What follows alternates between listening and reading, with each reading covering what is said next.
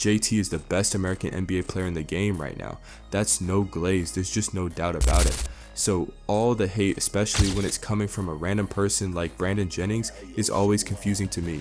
But before we get into that, let's read off some of the small accomplishments of Big Deuce Tatum. Let's see, this guy is a champion, 5-time All-Star, an All-Star Game MVP as well, 4-time All-NBA, oh yeah, and he has 2 Olympic gold medals already. Even though Steve Kerr definitely hoed him on that last one, but you get the picture.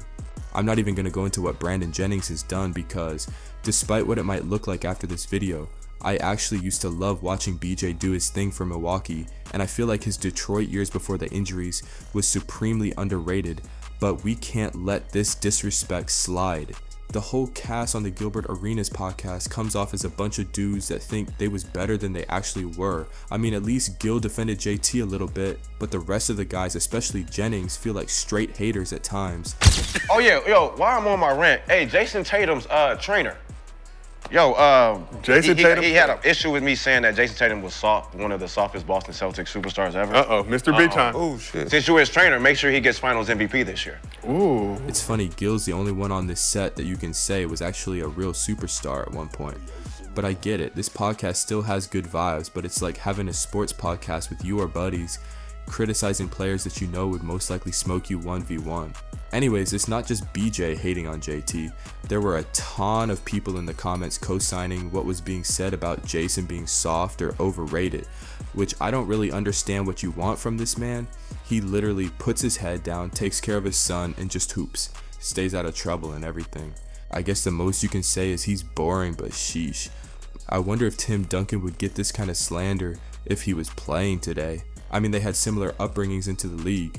Both were drafted pretty high to good teams that already had all-star talent on it and good coaching.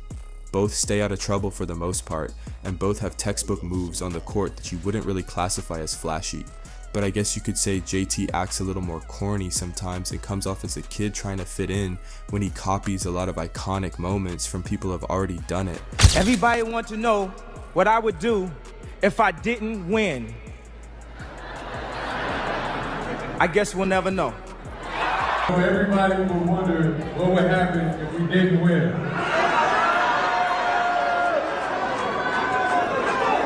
I guess we'll never know. Anything's possible. Anything's possible! We did it! Oh my God, we did it! While Timmy here kind of embraces his under a rock, ordinary guy persona. But Tim doesn't get nearly as much hate for having a literal big three for most of his career and even having a young Kawhi win Finals MVP over him. Luckily, Jayson doesn't give in to much of the noise though, and even kind of clap back at Brandon Jennings' comments via Instagram. Before this, I forgot to mention Brandon did seem to get into it with Tatum's trainer too, telling him that JT should win MVP this year if he wants him to walk back his comments. But bruh, that's going to be kind of hard to do when you got these Euro gods putting up these video game stats this year, while Jayson is just a chill guy with chill stats. But that's it for me. You already know just playing for the Celtics brings a lot of hate, so I doubt this will be the last mini beef I cover about one of them. Congrats to JT for being player of the week though. Like I said, this man just be chillin', ballin', helping his team win the usual. But let me know what you think, if I'm glazing him too much or if you can also acknowledge real GOAT talent when you see it. And I'm out.